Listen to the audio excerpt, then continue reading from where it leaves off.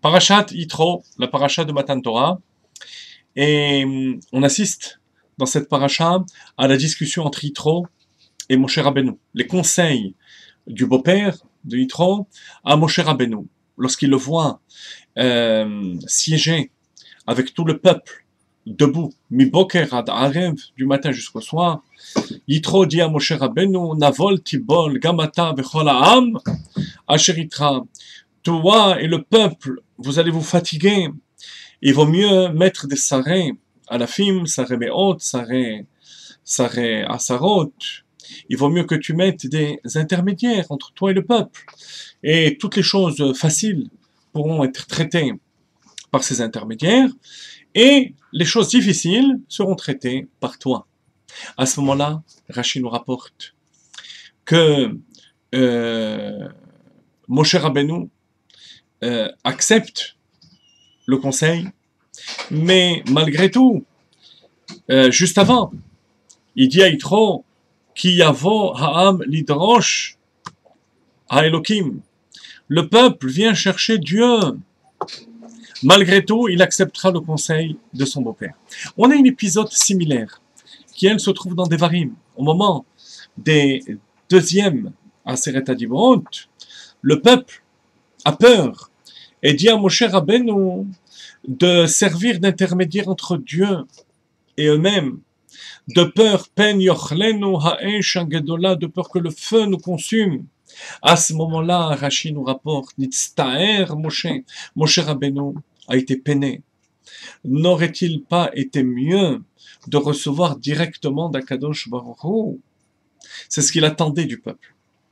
Alors, on voit dans les deux épisodes que Moshe Rabbeinu est plutôt pour la connexion directe, alors que le peuple, ou bien dans le cas de notre paracha Yitro, préfère passer par des intermédiaires, et finalement ils ont raison. Alors comment comprendre ces épisodes? Revenons à Yitro.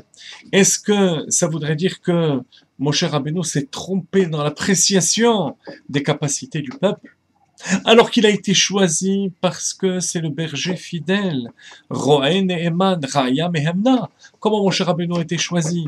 Lorsque Akadosh Baruch Hu a vu comment il s'occupait de ses agneaux, de son troupeau, alors il a dit que cet homme-là sera capable de diriger mon peuple. Et là, il ne sait plus apprécier le peuple juif par rapport à ses capacités. En fait, Moshe Rabbeinu a raison. Yitro a raison. Le peuple juif a raison.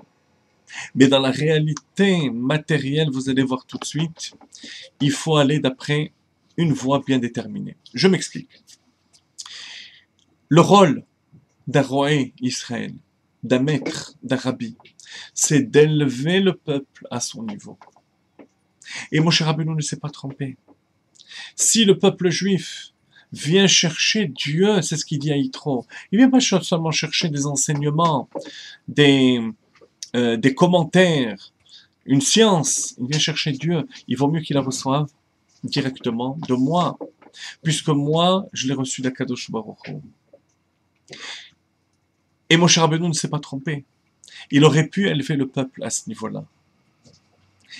Yitro, de son côté, a vu une autre réalité qu'on va définir tout de suite. Mais je fais tout de suite l'analogie avec le Chumash Devarim. Akadosh Baruch Hu aurait pu transmettre directement la Torah au peuple juif. Et Moshe Rabbeinu est peiné lorsqu'il voit que les bénis Israël ne veulent pas d'une élévation pareille.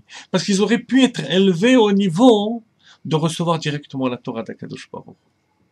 Malgré tout, ils disent à Moshe Rabbeinu, Pen yochlenu ha'esh, le feu va nous consumer. Et Dieu dit à Moshe, Hetivu asher diberu. Ce qu'ils ont dit, eh bien, ils ont raison. Pourquoi? Parce qu'ils veulent recevoir la Torah dans leur dimension. Même si la Torah va perdre en puissance spirituelle, ils vont être capables de l'assimiler en profondeur.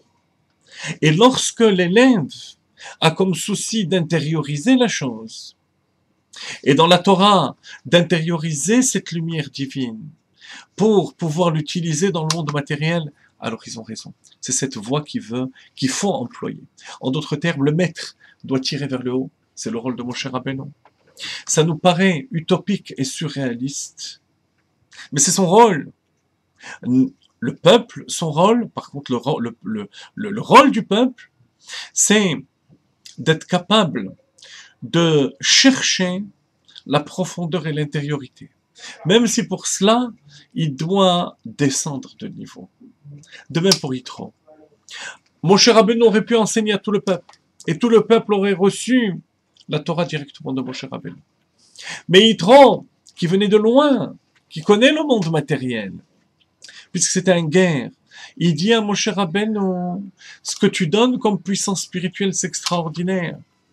Mais le monde n'est pas capable de recevoir cette puissance. Alors il va falloir passer par les intermédiaires, Saré Alafim, Saré Meot, Saré Asara. Ça veut dire, chers amis, concrètement, qu'il faut avoir deux soucis complémentaires lorsqu'on étudie la Torah, lorsqu'on avance dans les mitzvot, dans la tchouva. D'une part, avoir toujours l'ambition de monter, de s'approfondir toujours plus haut, de s'attacher à nos maîtres, de s'attacher à notre tzadikim pour être connecté à la dimension supérieure. De l'autre côté, il faut amener cette dimension supérieure au niveau du monde. C'est le but de Matan Torah. Parce que la Torah elle-même, on la connaissait avant. D'amener la puissance de la Torah dans le monde matériel à travers le vécu, le quotidien. Et ça, c'est l'enseignement de l'épisode du Yitro et de l'épisode du Chumash Dvarim, bien que, bien entendu, il y ait des nuances entre ces deux passages.